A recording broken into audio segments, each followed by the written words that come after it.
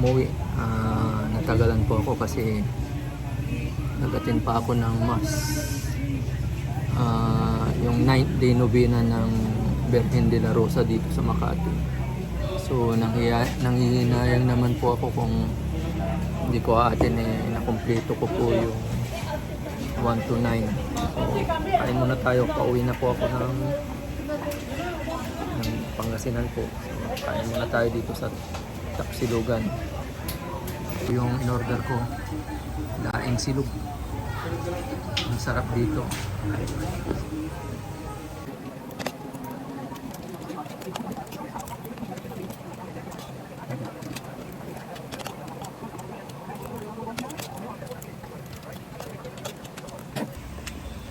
Po guys, katatapos ko lang kumain dito sa Tapsilugan, isa sa Makati.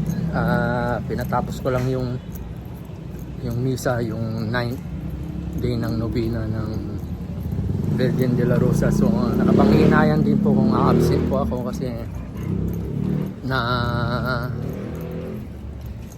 naka-attend po ako ng buo po na 9 days. So sayang yung pinaka 9 days kung absenan ko po. So ngayon po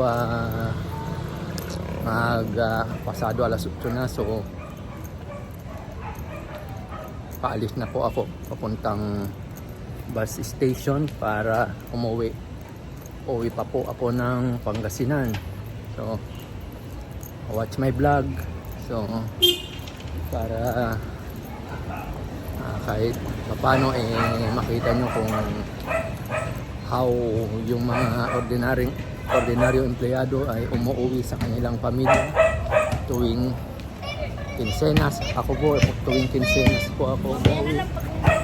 So just enjoy the vlog mga kababayan. Salamat po. Ayan po, ganito po yung gabi dito sa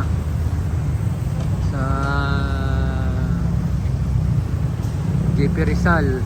Ito po yung parang Pasig, connection ng Pasig River. So ganito po sa inyan po, ganito po ang itsura sa gabi dito JP Rizal beside the river. Ayan po kasi po lalakarin ko na po dahil medyo matraffic po at mayroon pong sakayan dyan malapit. So malapit papuntang Guadalupe, malapit na dito sa kinaroroonan ko. Lalakarin ko na po. So habang nilalakad ko po, so gusto ko rin pong makita nyo yung JP Rizal dito sa Riverside, kung anong itsura sa gabi. Ayan po, ganda pong rin dito, pahangin, pahangin-hangin. Kung masyadong mainit sa loob ng bahay, pwede po kayo magpahangin dito. Ako po, nagpapahangin po ako dito kung wala akong ginagawa sa accommodation ko. So ayan po. Ayan po yung bagong tulay sa Mandaluyong. Ayan po. Ito po, yan po yung bagong tulay sa Mandaluyong. Ayan po. Yung last na video ko dito, may construction pa dito kung maaalala ko lang, kung hindi ako nagkakamali. So ganito po, yan lang tahimik. Yung sa kabila po dito sa side nga yan po yung JP Rizal. So dito po sa bandang susunod, mayroong ito yung kinonstruct nila noon na parang park, ginawang park. So ayan po yung park, may mga ilaw. So ganito po, ayan ganda rin ayan po yung ilaw nila ganda. Ang ganda dito, tahimik, baga may classic din ang dating. Ayan po.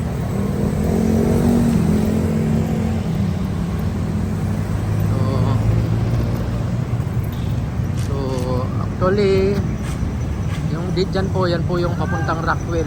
Yan po, dyan po yung papuntang Rockwell. So, actually, dyan na po yung hintayan ko ng papuntang Guadalupe. Mamaya-maya punta na ako dyan para sumakay. Papuntang Guadalupe. Tapos sa Guadalupe, sasakay ako sa carousel papuntang Q-Mart. Bababa ako ng Q-Mart. Then doon, after that, lalakarin ko na papuntang Dagupan Bus. Po, nandito na po ako sa MRT Guadalupe. So kung makikita nyo, yung Guadalupe Tulay. Yan po yung Guadalupe Tulay. So napakaganda yung pagkakagawa. Kaya yan po yung MRT. Yan po yung MRT station. So punta na po ako para makasakay. Ay, masakay, papunta na ako sa MRT station.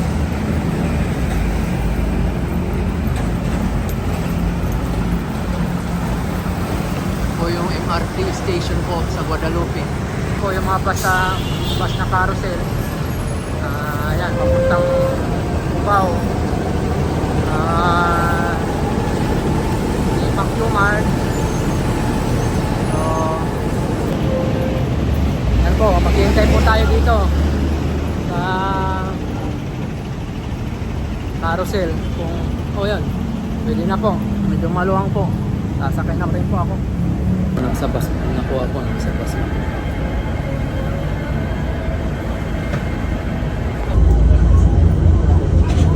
Pesos.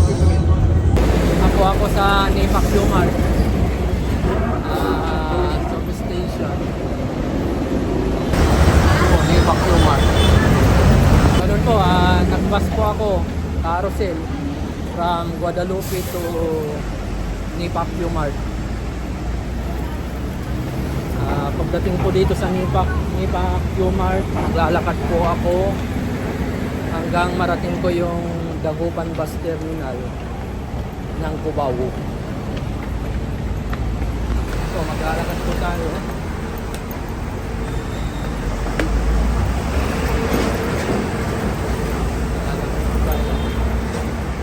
Yan po, doon po tayo pupunta. Doon po sa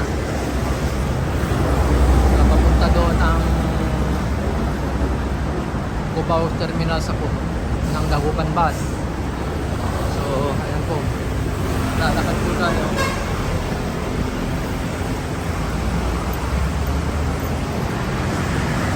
Babaan na po ako dito sa banan. Ito yung dadaanan natin. Anong maingay? Nasa EDSA po tayo. Alam, EDSA po tayo. So, ayan po. Kailangan lakarin mo to para makarating ka sa Cubao Terminal ng Dagupan Bus. Ayan po. Ayan po, sa EDSA po yan, EDSA. Ayan po ang EDSA.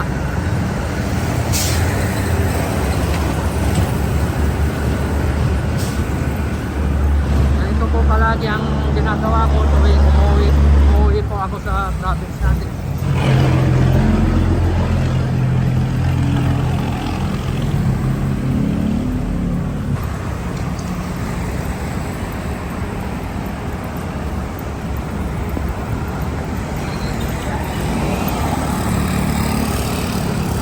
Ayan po, mga magmula doon sa Nipak Q-Mart station, siguro mga 3 to 4 minutes na lakaran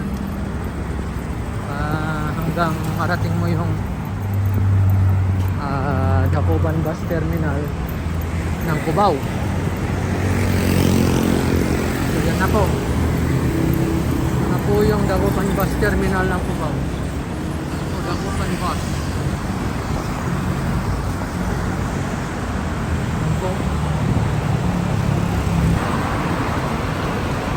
Manawag via Dagupan.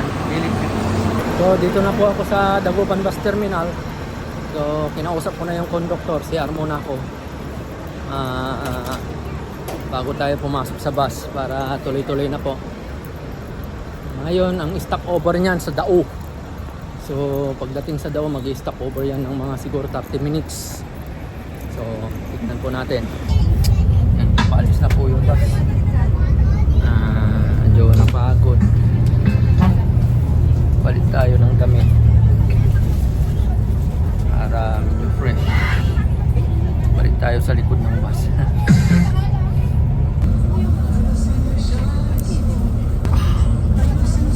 Oh, nakaka-refresh. 9 o'clock PM. Sa wakas, nandito na po tayo sa Dao.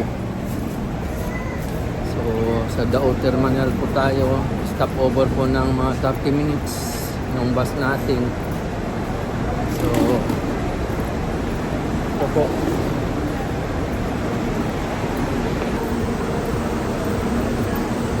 Maraming mga pagkain. Mga ganito po ang makikita sa Dao.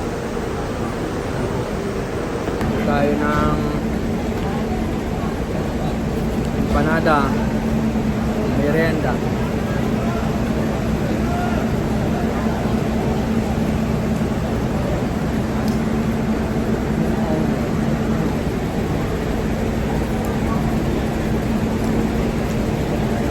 Sarap po na empanada nila dito. Ito pong palagi kong binibili. Pang nagagawi ako dito. Empanada, sold na ako.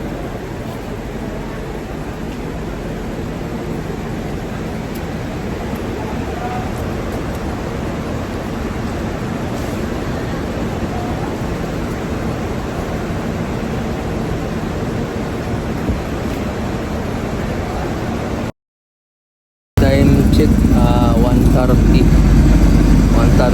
AM. So nakarating na po ako sa Tondo.